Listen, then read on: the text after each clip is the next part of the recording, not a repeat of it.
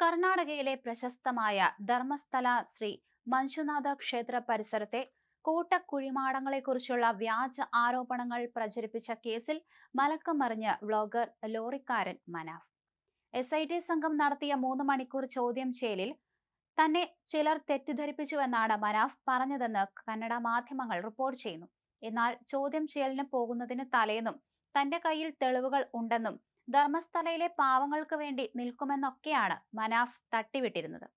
പ്രത്യേക അന്വേഷണ സംഘത്തിന് മുന്നിൽ ഹാജരായ മനാഫ് ഉടുപ്പി പോലീസിന് മുന്നിൽ ഹാജരാകാതെ നാട്ടിലേക്ക് മടങ്ങി. മനാഫിനെതിരെ ഭാരതീയ ന്യായ സംഹിതയിലെ 299 വകുപ്പ് ചുമത്തി ഉടുപ്പി ടൗൺ പോലീസ് FIR ഇട്ടിട്ടുണ്ട്. 3 വർഷം വരെ തടവ് ശിക്ഷ കിട്ടാവുന്ന കുറ്റമാണിത്. ധർമ്മസ്ഥല, മൂകാംബിക തുടങ്ങി ഹിന്ദു ക്ഷേത്രങ്ങൾക്കെതിരെ പ്രചരണം നടത്തിയെന്നാണ് FIR-ൽ പറയുന്നത്. ധർമ്മസ്ഥലയിലെ കൂട്ടക്കൊല ആരോപണവുമായി ബന്ധപ്പെട്ട് നിരവധി വീഡിയോകൾ മനാഫ് പങ്കുവച്ചിരുന്നു. വെളിപ്പെടുത്തലുകൾ വ്യാജമാണെന്ന വാർത്ത വന്നതിനു പിന്നാലെ ഒളിവിൽ പോയെന്ന റിപ്പോർട്ടുകൾ ഉണ്ടായിരുന്നുവെങ്കിലും മനാഫ് തന്നെ അത് തള്ളിയിരുന്നു.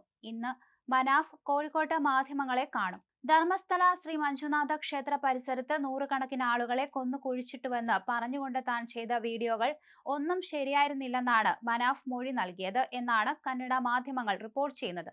കേസിൽ ഏറ്റവും പ്രധാനമായിരുന്നു ധർമ്മസ്ഥല ക്ഷേത്രത്തിലെ മുൻ ശുചീകരണ തൊഴിലാളിയായ ചിന്നയ്യ ഹാജരാക്കിയ തലയോട്ടി.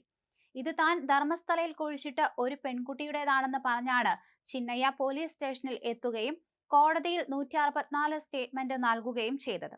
എന്നാൽ ഇതിലെ മണ്ണ് ധർമ്മസ്ഥലയിലേത് അല്ലെന്നും തലയോട്ടി ഒരു പുരുഷന്റേതാണ് എന്നും പരിശോധനയിൽ തെളിഞ്ഞു.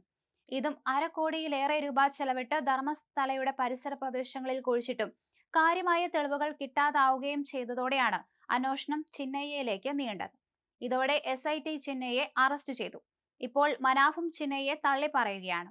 തലയോട്ടി എടുത്തത് ചിന്നയ്യ അല്ല എന്നാണ് ഇയാൾ മൊഴി നൽകിയത്.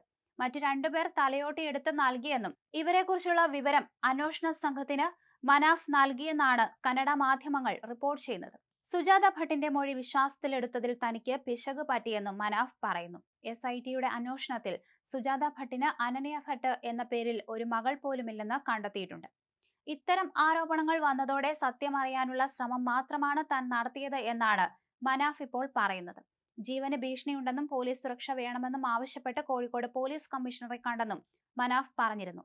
ധർമ്മസ്ഥലയിൽ ബലാത്സംഗത്തിനിരയായി കൊല്ലപ്പെട്ട നിരവധി പെൺകുട്ടികളുടെയും സ്ത്രീകളുടെയും മൃതദേഹങ്ങൾ കുഴിച്ചു മൂടിയിട്ടുണ്ടെന്ന മുൻ ശുചീകരണ തൊഴിലാളിയുടെ വെളിപ്പെടുത്തലിന് പിന്നാലെ സംഭവം കത്തിച്ചത് മനാഫാണ്. ധർമ്മസ്ഥല ആക്ഷൻ കമ്മിറ്റിയുടെ മീഡിയ കൺവീനർ ആവുകയും കേരളത്തിലെ മാധ്യമങ്ങളെ ധർമ്മസ്ഥലയിലേക്ക് കൊണ്ടുപോവുകയും ഒക്കെ ചെയ്തത് മനാഫ് ആയിരുന്നു.